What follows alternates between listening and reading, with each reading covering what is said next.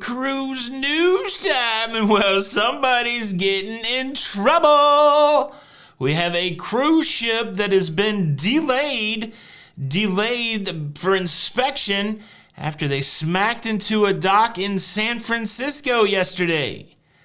If you're going to San Francisco. Also, I got some other cruise news, but this story is juicy, including some of the reaction to it. Cruise news and my views on a Friday. Let's talk about it. Boom!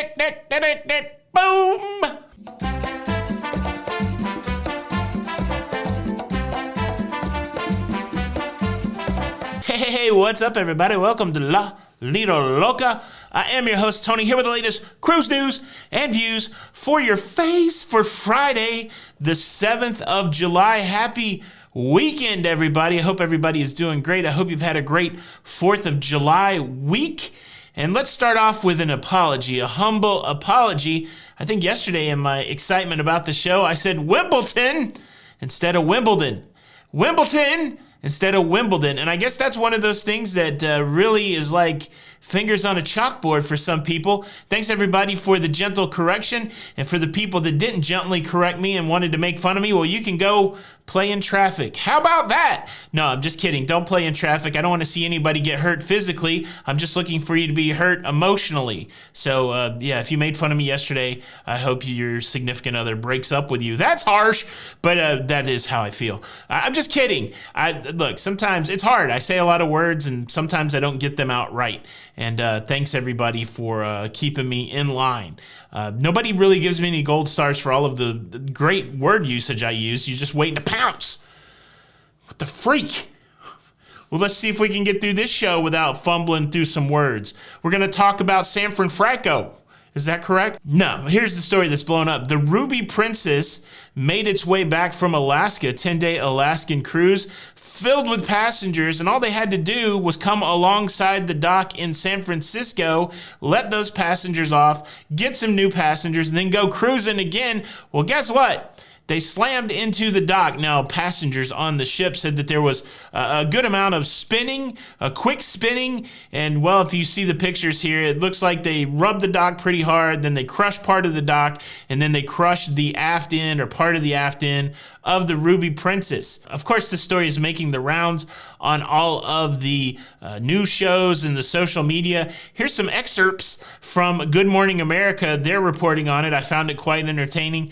First is this little quip. Good morning, Michael. Passengers describe a jarring impact. That ship was supposed to be on its way to Alaska this morning, but crews have been here welding the hole in the base of this ship throughout the night. I'm loving this dude's vibe. Yeah, that's right, Michael. This ship should have been on its way to Alaska by now. And then you've got this next clip, which really shows the anti-cruise bias out there among those landlubbers. But some passengers still willing to board the ship for its scheduled 4 p.m. departure. I'm going. Still going. Did you catch that? But some passengers still willing to go on their voyage. Of course the passengers are still going on their voyage. It's not like the ship sank, and of course they're not going to let the ship leave until it's seaworthy. Anybody that's not a cruiser, they're so quick to just jump on some sort of negative news. But that's the part and parcel with what we're due here. The other one that's funny to me is this headline: cruise liner that crashed into Pier 27 today is the same Ruby Princess cruise ship that held COVID passengers during pandemic shutdown twice. Like, what is that? What is that supposed to mean? It's like, well, obviously this ship's going to run into the dock because they had COVID passengers.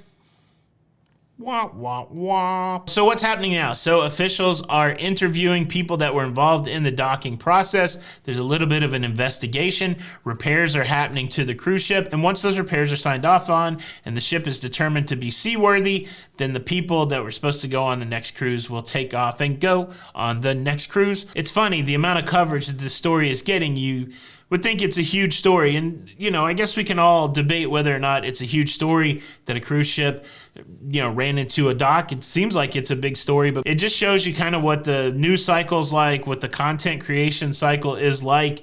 it's hard because if all you do is just report on the news, then every day you're kind of salivating for some sort of news to happen. You're like, oh, thank goodness, cruise ship hits a dock. I got something to talk about. It's a wild process. I mean, essentially, you are trying to create something on a daily basis. I've been trying to mix it up a little bit, and with some success and not some success. But it's just, I don't know, it's fun. I hope you guys are having a good time on the daily. That really is my goal, more so than to like bring you the news, but just to bring you something into your life that's entertaining or thought-provoking or I guess irritating. I do have another cruise news story. I guess I should talk about that. AIDA, they're rolling out Starlink on 3 of their cruise ships. I know all you guys cruise AIDA a lot. Any Germans out there? Guten Tag. Are you on the AIDA line? AIDA Blue, AIDA Bella, and AIDA Estella. AIDA Stella, AIDA Stella, AIDA Blue, AIDA Bella, AIDA Stella. What we did notice on our British Isles cruise is that the coverage for Starlink while in the kind of the middle part of the globe is pretty good, you know, Caribbean. But as you moved a little north, I don't think that the coverage of those satellites are as good. And so even though we had Starlink on our Princess cruise that went around the British Isles, it wasn't always fast. So I guess it depends where you cruise at. I've been on some cruise ships with Starlink, seemed very fast. I've been on a cruise ship with Starlink, didn't seem super fast. But either way, I think, and many others think, you may think this too. You could call your relatives, they may think it too. I know for sure that Ludacris thinks that this is true. Shout out Luda. But we think that Starlink is the future of fast internet on cruise ships. Once the complete meshed net gets built out around the globe, it might be our best chance of getting fast internet on a cruise ship, unless some other technology comes along, which could happen. But folks that are cruising this summer or soon into the fall on AIDA, have you subscribed to this show? If not, for no other reason, you should subscribe just because of this. Cruising! Does that drive you wild? Cruising.